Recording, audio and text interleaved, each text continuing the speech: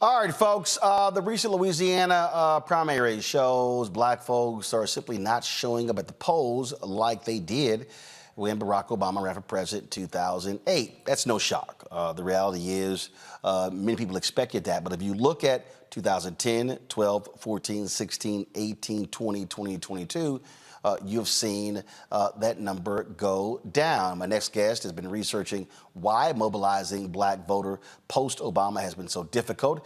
Joining me from Sacramento, California is Christopher Towler, the director of the Black Voter Project and co-founder of Black Insights Research.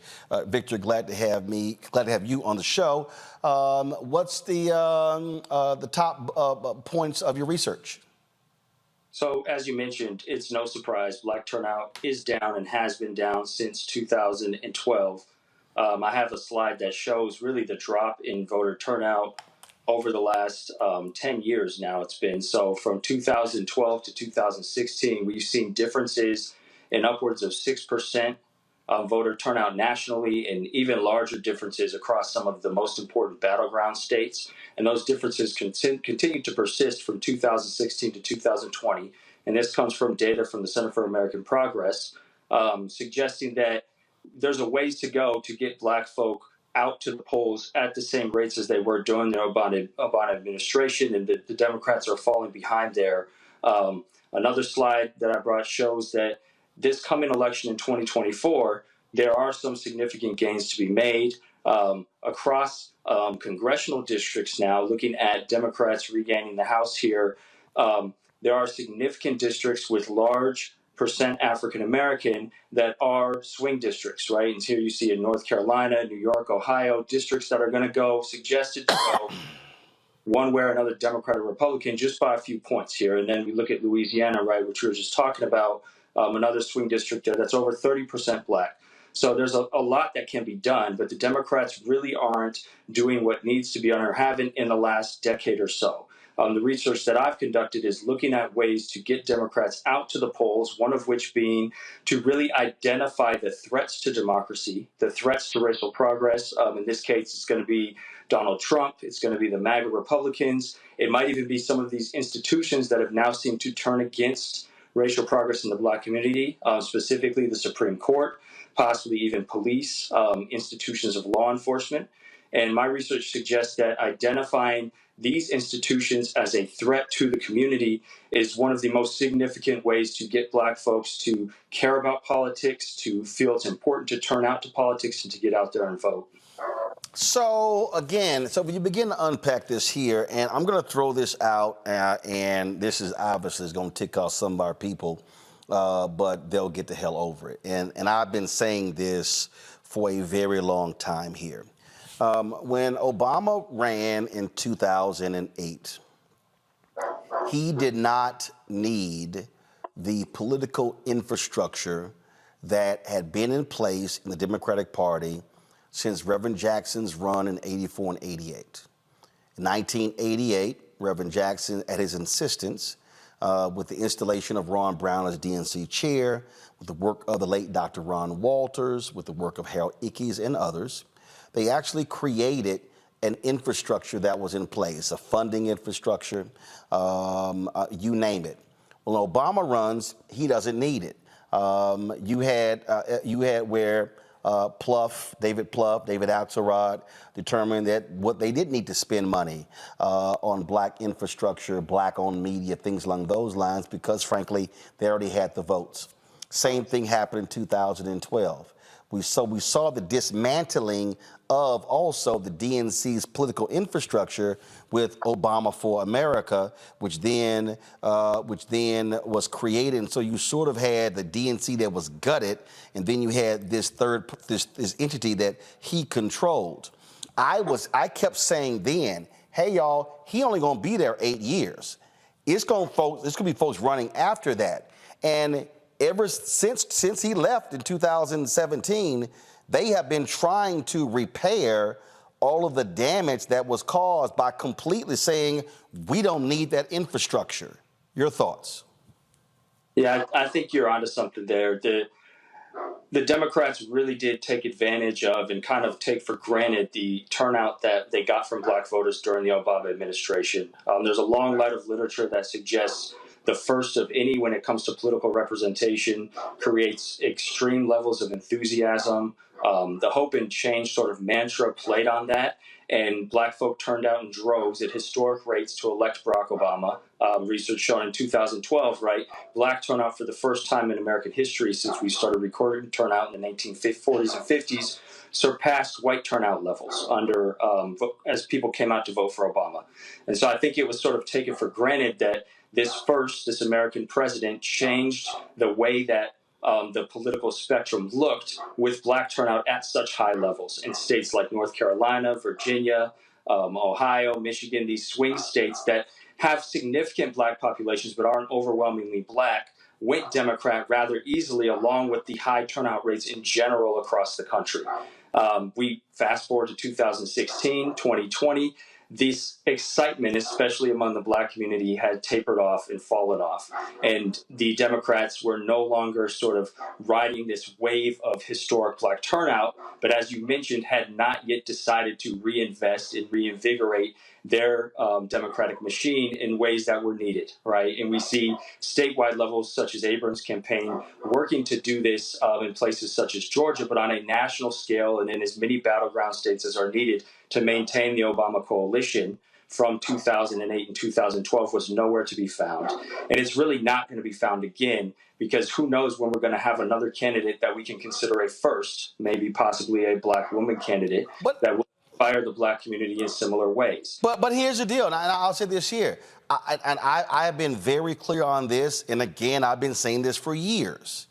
And that is, if anybody who's black running, they cannot use the exact same playbook that Obama used. And here's what I mean by that. There was a 9-point gap between black men and black women in Obama's reelection with Romney in 2012. That was some dissatisfaction there. Whether we want to own it or not, there were a lot of people who felt that more could have been done. And so part of the issue that Democrats have that black candidates are going to have to deal with, and again, I believe that Senator Cory Booker and Senator Kamala Harris tried to use the Obama playbook when they ran for president in 2020. That sucker didn't work. It didn't work. And so guess what? It's been used one time. It ain't going to work again. Black voters are going to be making demands of any black candidate because they're going to say, hey, we see how we voted for Obama. That's just a fact. And so I think that people have to understand the newness, the first time seeing the first black family, blah, blah, blah. As I kept saying, hey, guess what? We stayed at the inauguration parade for 8 years. Everybody else left, and they actually got to work. And so Democrats cannot sit around and go, hey, where's the second black hope, or turn them out. What has to happen here, and I've been very clear on this, and a lot of other people getting mad when I say it on these mainstream media shows, Christopher, and I'm going to talk slowly when I say this.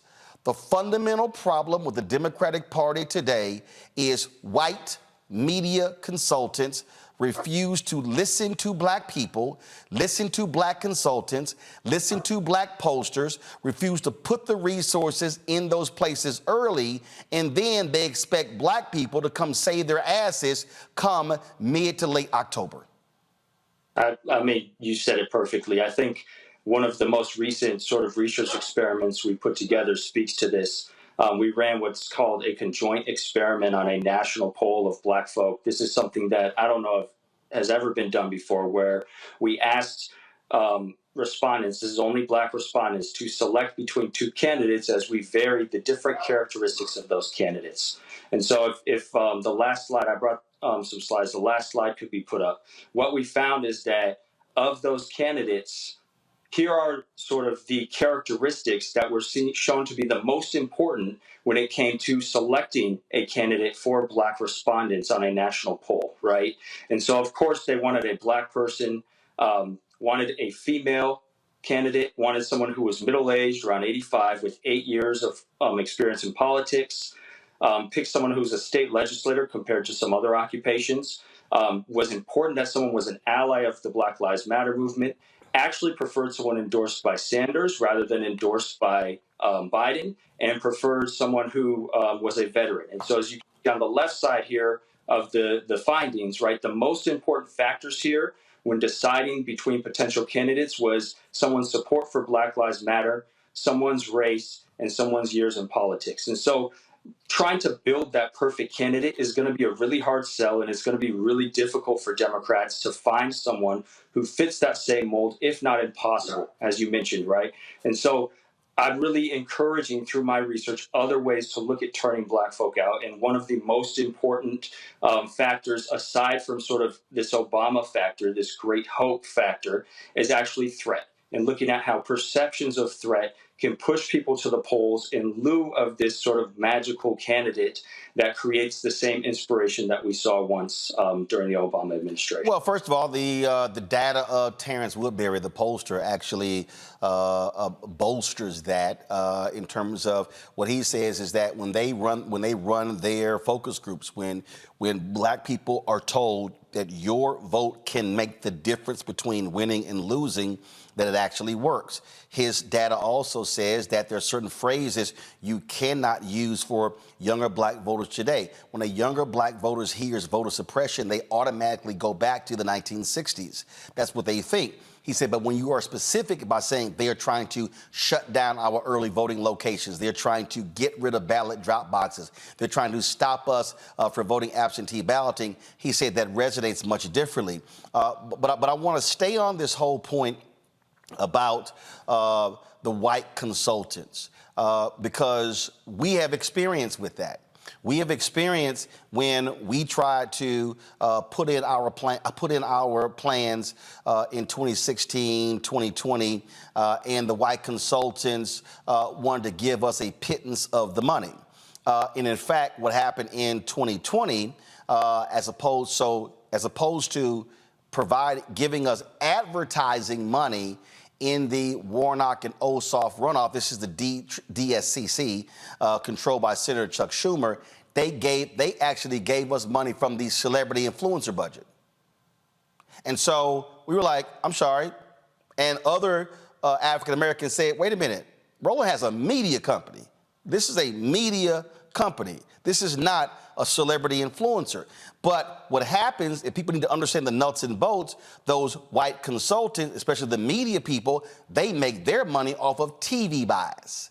And so they don't want that money to go in a ground game and non-television because that's less money goes in their pockets. And when the election is over and the candidate loses, they just go on to the next campaign to make more millions. And so there has to be a true reckoning, I believe, not just, and this is all the mistake that people keep making. What Jamie doing? People don't realize today the DNC does not take in a lot of money. The reality today with super PACs and things along those lines, DNC is taking in less money. So he's not controlling this apparatus. We're talking about the Democratic National Committee, the Democratic Governors Association, the Democratic Congressional Campaign Committee, the Democratic Senatorial Campaign Committee. We're talking about American Priorities, all of those PACs. We're talking Emily's List. We're talking the Environmental Lobby. We're talking all of these groups where the billions are being spent. The fact of the matter is very few of them, including the pro-choice folks, a lot of them are not making Black folks a primary priority and putting the resources behind it. They're paying lip service, and that's why you see the turnout that you're seeing.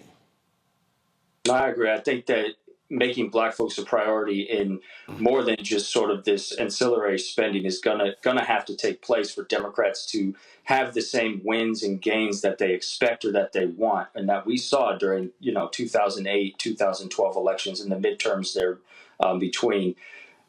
When you talked about some of these other pollsters and some of the findings they have, and as their work sometimes falls back into these traditional tropes of, well, if we just tell people what the Democrats are doing and we explain to them that their Democrats are working to their benefit, they will turn out and vote. And there has been some evidence that that's the case.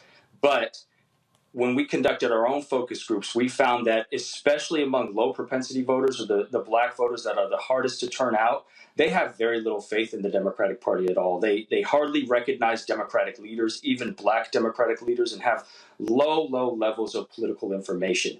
But the one topic that resonates the most with them is the Republicans, is Trump, is MAGA, is the threat that the GOP has. This is what got them out of their chairs, got them talking, got them interested in politics again. And so, from my own research and from the research that I've done with my firms and with my polling project, we're really pushing away from sort of these traditional, well, we just have to sell people on the Democratic Party right now, especially for black folk. That's not shown to be productive. No. We have to push people towards, okay, if you don't vote, if you don't turn out and vote, and specifically vote for Democrats, the outcome that Republicans are going to put in place, something that we're kind of seeing in Louisiana after the recent election there, is going to be far worse than you ever imagined. Right, and that's what I call connecting the dots. And I try to spend a lot of time walking people through policy decisions. This is what the policies are going to look like if a Republican House is in charge, a Senate, or in the Oval Office compared to when there's a Democrat. And again, I tell people, I don't fall in love with candidates. I fall in love with policies. And I'm looking at what is the policy outcome. And also, I can't look at a singular policy. Look, there are some people out there, they only vote based upon the issue of abortion, whether you're anti-abortion, whether you are pro-choice. Not me. I got to look at a multitude of issues because in terms of how I examine. I paid attention to the self-identification aspect of black voters for the last 35 years. I began to see and hear it when I was in college. So I was at Texas A&M from 1987 to 1991. And there, through the conversations I was having with classmates, I was hearing how they were not self-identifying as Democrats, like our parents. And so that doesn't mean that they weren't voting Democrat or heavily leaning Democrat. They were not self-identifying. Well, in the past 35 years, that number has only grown. I saw some data yesterday in North Carolina. An increasing number of African Americans are now calling themselves independent as opposed to checking off Democrat. Christopher, the reason that is important is because when you start now examining demographics, meaning age groups, and you now start examining where a black voter is in 2023 compared to a black voter in 1983, the strategy has to change. What I mean by that is there has to be more micro-targeting. When Andrew Gillum, when he lost in Florida, governor, he lost by 30,000 votes. Exit polling data showed that 18% of black women had voted for Ron DeSantis. Some people say, well, that was unreliable, the exit poll data, but here's what we knew. A lot of those black women were voting based upon the opportunity scholarships that were in Florida for their children to go to different schools, in charter schools, school choice. That was an issue. We see that there are African Americans who are very much about, we ran to a woman in Georgia in 2022 when Warnock was in a runoff. And she said, listen, I'm a woman, and the issue of Roe v. Wade is important. She said, but I ain't having no kids. She said, but I own a business. And so taxes is more important to me than Roe v. Wade. And so this was a black woman. And so I think a part of this deal also is that these white Democratic strategists are going to have to wake up and realize that one size fit all don't work anymore. You're going to have apps micro-targeting to black voters in a way that historically they've never had to do. No, Roland, you're absolutely right. The conversations we've had about our research with Democratic campaigns and organizations boils down to the fact that in order to make this type of campaign strategy work, It's not going to be a one glove fits all, and it's going to have to be targeted based on census tracts, based on neighborhoods, and you're going to have to put money into advertising that you traditionally wouldn't do, or that these campaigns might not have been planning to do from the beginning.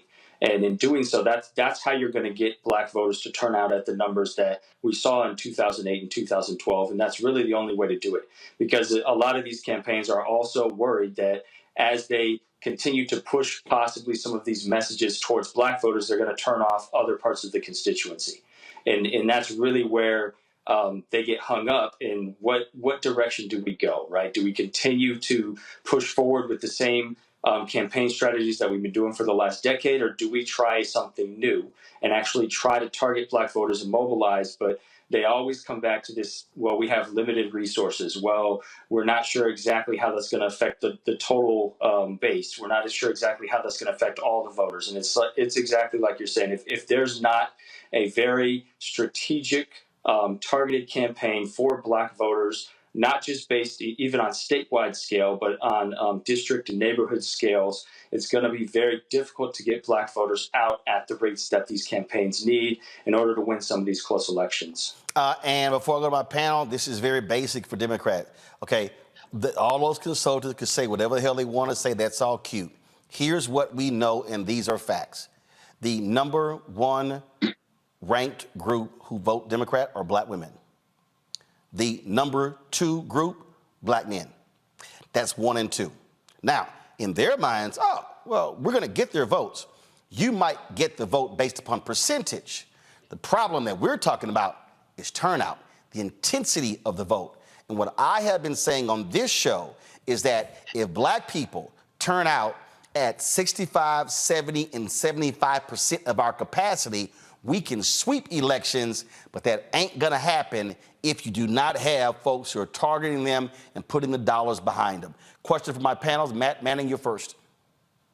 Yeah, so the question I had for you was particularly about political trust and alienation. I know one of the things that you've looked at in your data is that issue, is political trust. And that to me seems to be the seminal issue here, no matter how people identify as Republicans or Democrats. And so my question to you is really twofold. One, how do you compile that data in terms of, determining how trusting people are into the system or not? And secondly, what is your suggestion in terms of messaging, particularly for Democrats, on how people can have a greater trust, black people have a greater trust in the system and therefore a greater buy-in, particularly when it comes to things like nonpartisan races? Because a lot of times on the local level, your local city council person doesn't even declare a party, right? And they're the one who has the most immediate effect on your life in terms of filling the pothole at the end of the street. So how do y'all address the political trust and alienation issue in your data? That's a great question. We've been looking at trust and alienation for probably about 10 years now, because we consider it also something essential to understanding black politics. When it comes to trust, we really break it down into what's called specific and diffuse trust, where specific trust is trust in sort of the temporary political figures, political symbols, what's going on in politics at that moment, where diffuse trust is really this broader trust in systems and in institutions. And for black, over time, we've shown we know that diffuse trust is always relatively low compared to other groups, just because of the history of discrimination and oppression that black folk have lived through. And so it's always been a struggle to get that level of diffuse trust up. However, our research and other research suggests that trust can be built, specific and diffuse trust, through representation that looks like the community and through substantive policy gains. However, it's going to be very difficult to get that type of representation and to achieve policy gains for the black community with turnout not at historic rates, at these levels that we're talking about, right? And so that's why we continue to push forward. Well, if long-term we really want to build trust, we have to understand that there needs to be a very committed campaign to turning out black voters that's looking at new and unique strategies to do so, especially after the Obama era, because the only way that we're going to regain this trust in the system and sort of rebuild allegiance to a system that many black folks see as oppositional is by showing them that they can win races, they can be represented by people that they believe in, that they look like, and those people can then turn around and pass policy, create legislation that substantively benefits them in the long haul. And so, that's kind of our short and long when it comes to trust and alienation. But we absolutely agree this is a central issue to black politics and something that we've been researching for a while. Michael. Hey, Dr. Chris, thanks for coming on today. I've been to your website. You have a lot of good information there. We just spoke with Cliff Albright from Black Voters Matter. A couple of weeks ago, we had Omari Hosang on from Black Voters Matter in Louisiana. How can we create and increase a black political infrastructure that can message to African Americans, educate us politically, educate us on the issues, the policies, and help turn out the African-American vote? I do agree that the Democratic Party has to do a better job of messaging, but at the same time, I think this is about self-preservation for African-Americans, and I think we have to take more control of our own destiny, and I don't think we can rely on the Democratic Party. We can use them as a tool, but can't look at them as a savior. How can we create a greater black political infrastructure? I think that's a great question and something that clearly we've been struggling with for decades now, how to create some sort of infrastructure that's self-sufficient and that doesn't rely on the Democratic Party or any party, therefore, to win elections or to pass legislation. To me, the first step is education, and to really civic education and an understanding of politics and the importance of politics in people's lives. From our focus groups, from our research, we found that most people see politics as a periphery issue, and that there's things such as paying rent, getting to work, getting their kids to school, dealing with healthcare issues, right, that they don't necessarily see as inherently political, but more as everyday survival issues that take up most of their attention. And so in order to move towards a system of infrastructure within the black community where we have sort of community level support, individual level support that doesn't rely upon these political parties, we have to continue to find ways to educate people and to push people into a politicization that in which they believe that politics is just an essential part of else that they're dealing with. We kind of have unique tools that have come about in the last five or 10 years, right? We have social media now and ways to telecommunicate with people that we've never had before. And so I think we need to continue to experiment with these and find creative ways to use the limited funding that many of our community organizations have to reach as many people as possible and sort of inform them of the importance of politics and building networks and building channels and organizations that bring people together with an understanding that politics needs to something that they consider as an important element of their everyday life, and it's intertwined with everything they do. But again, this is not like I'm trying to be careful here and not talk about it as something simple, right? That we should have done already.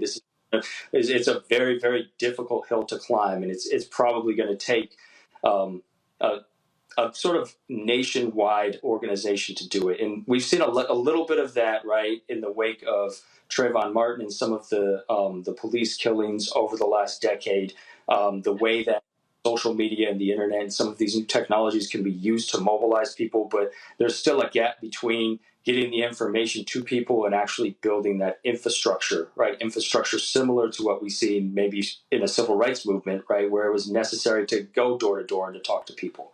And so we kind of have to rely upon some of these old tactics of bringing people together along with possibly using some of the new technology we have.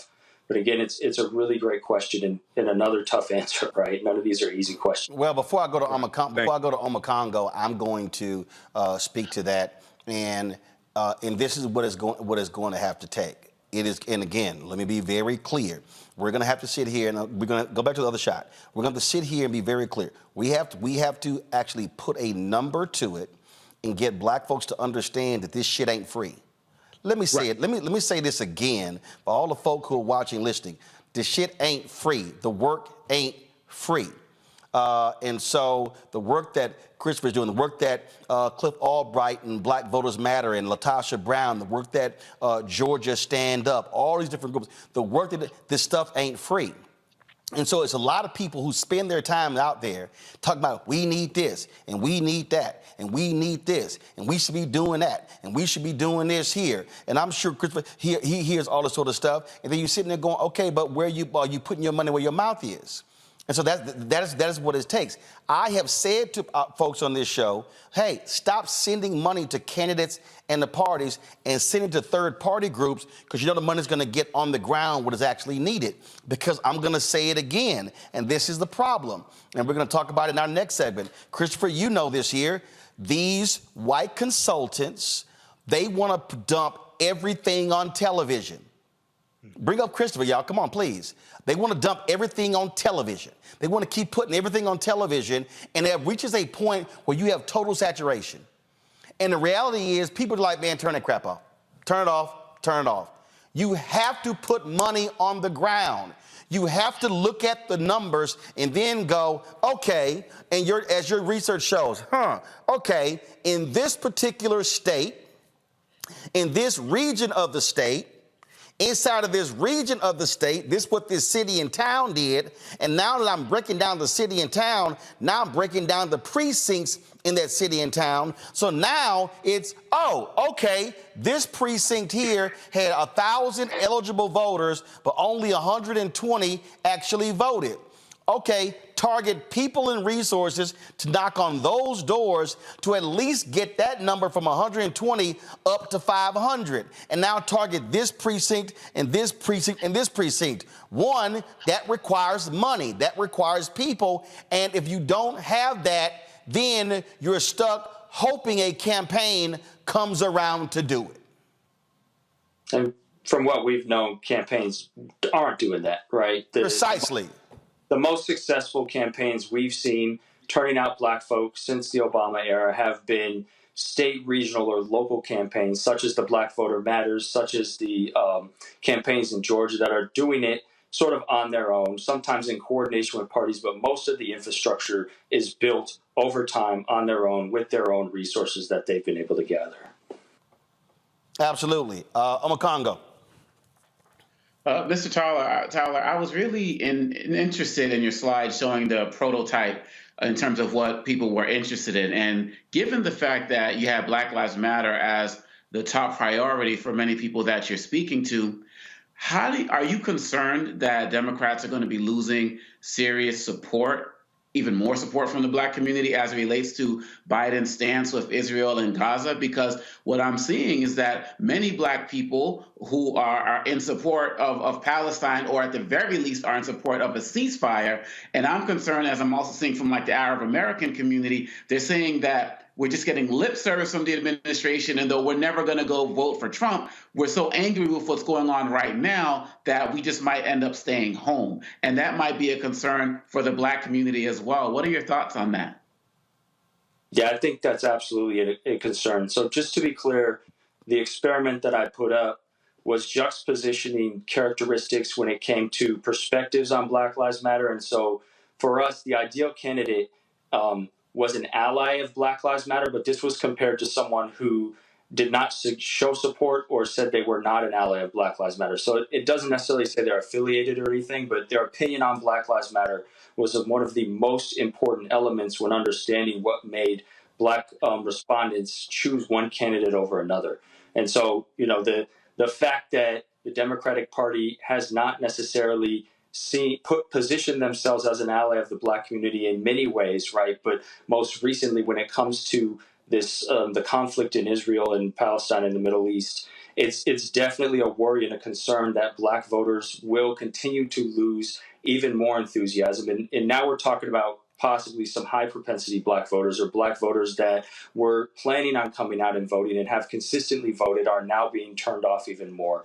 And there's absolutely a reason to believe that, you know, from our focus groups, black voters and low and high propensity black voters were already disillusioned with Democrats. They already didn't really see much in terms of policy returns from the party. They didn't recognize any individual changes in their lives since Biden had won in 2020. And so anything like this that can suggest sort of that the Democrat Party's intentions or attention is diverted somewhere else rather than continuing to try and work for, as Roland put, the base of voters that is the most supportive of the party, can turn people off very quickly. And so, you can see how the conflict unfolds over the next year, possibly over the next few months. But there's absolutely the potential here for black people in America to view Biden's sort of support of Israel as something negative for the black community and something sort of prioritizing international affairs over what could be done for black folk at home. Christopher Towler, we surely appreciate it. Thank you so very much. Thank you. All right, folks, back to our Roland Martin Unfiltered video in just one moment. Curl Prep Natural Hair Solutions. It's an amazing organic product, folks. Two-step curl defining system for women, men, and children. Now, look at this video here, and you can be the judge. Folks are lining up to see the product in action at various hair shows, and when they take a seat to try it, they don't believe it's actually their hair. Now, you can buy the product at curlprep.com. Again, it's curlprep, curlprep.com. It works on all types of hair. Use the code ROLAND, lowercase letters, of course, to get a 20% discount. It's just simply 2 steps. They have sweet butter and sweet defining gel, both at curlprep.com. And of course, parents, you can remove the ouch. Y'all know what that's all about. You will love the system because you can comb the product through your child's hair with your fingers. Seasoned Saints, they also love the product, and the line has products that are great for twists, braids, locks, weaves, even those wigs and extensions. It's all at curlprep.com. Again, use the code ROLAND, lowercase letters, to get a 20% discount. You won't believe it's your hair.